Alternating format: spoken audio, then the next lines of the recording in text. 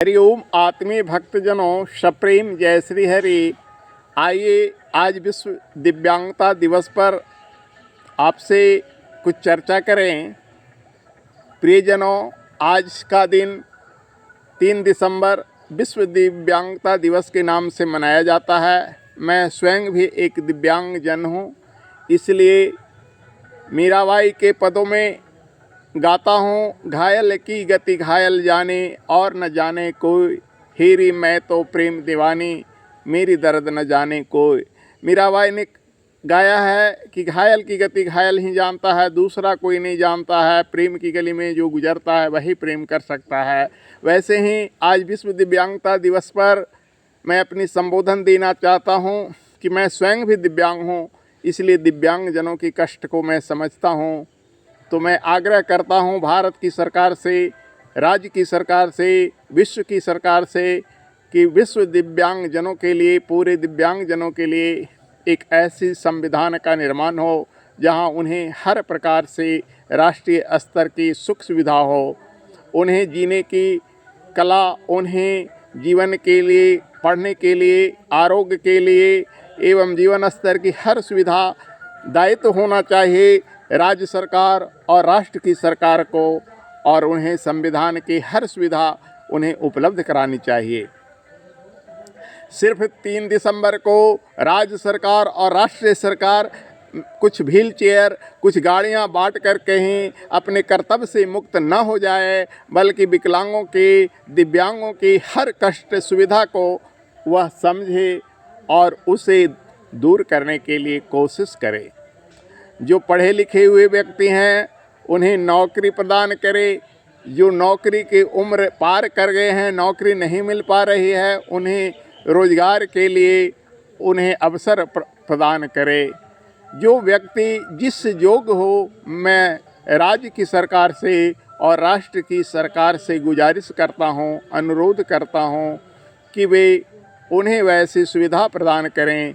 सिर्फ आयोजन कर लेने से, कुछ लोगों की कुर्सियां बांट देने से और गाड़ियां बांट देने से सरकार अपने कर्तव्य से मुक्त नहीं हो सकती है। भीख में 2 पैसे दे देने से आप बड़े दानी नहीं कहे जा सकते हैं। आप उसे उनके रोजगार देकर, उनके कार्य देकर उन्हें जीवन जीने की कला सिखाओ तो आप सरकार कहलाओगे। वे हर स्तर के काम करने योग्य हैं।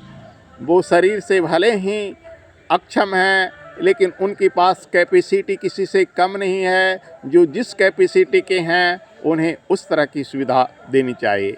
वो सीमा पर लड़ नहीं सकते हैं, लेकिन बच्चों को पढ़ा सकते हैं। इसलिए मैं कहूँगा सीमा सुरक्षा बल में भले उसे न दिया जाए नौकरी, लेकिन टीचर की नौकरी, प्रोफेसर की नौकरी, जो पढ़ाने वाली नौकरी होती है, जो लिपिक वाली नौकरी होती है, जो कर्मचारियों की नौकरी होती है, उसे में कम से कम 50% का आरक्षण सिर्फ दिव्यांगजनों की होनी चाहिए। 3% से कुछ होने वाला नहीं है। आप दूसरे कोटे से काट लीजिए, दूसरे कोटे में आप एकदम 0 दीजिए, क्योंकि दिव्यांगजन पुलिस नहीं बन सकते हैं, लेकिन दिव्यांगजन ऑफिसर बन सकते हैं, दिव्यांगजन टीचर बन सकते हैं, प्रोफेसर बन सकते हैं। इसलिए राज्य की सरकार से और राष्ट्र की सरकार से मैं अपने यूट्यूब चैनल के माध्यम से गुजारिश करता हूं, अपने चैनल के माध्यम से उनसे अनुरोध करता हूं कि सरकार अपनी संविधान में, अपनी प्रस्तावना में शिक्षा का जो स्तर है, शिक्षकों की जो नियुक्ति करती है, उसमें 50% कम से कम दिव्यांगजनों को दे, क्योंकि दिव्यांग लोग एक कुशल शिक्षक हो सकते हैं, उन्हें पढ़ाने की कला भली भांति आ सकती है। सीमा सुरक्षा बल में आप 1% मत दें, वो पुलिस नहीं बन सकती हैं, लेकिन आप IAS अफसर, IPS अफसर में बढ़िया से कार्य निर्वहन कर सकते हैं।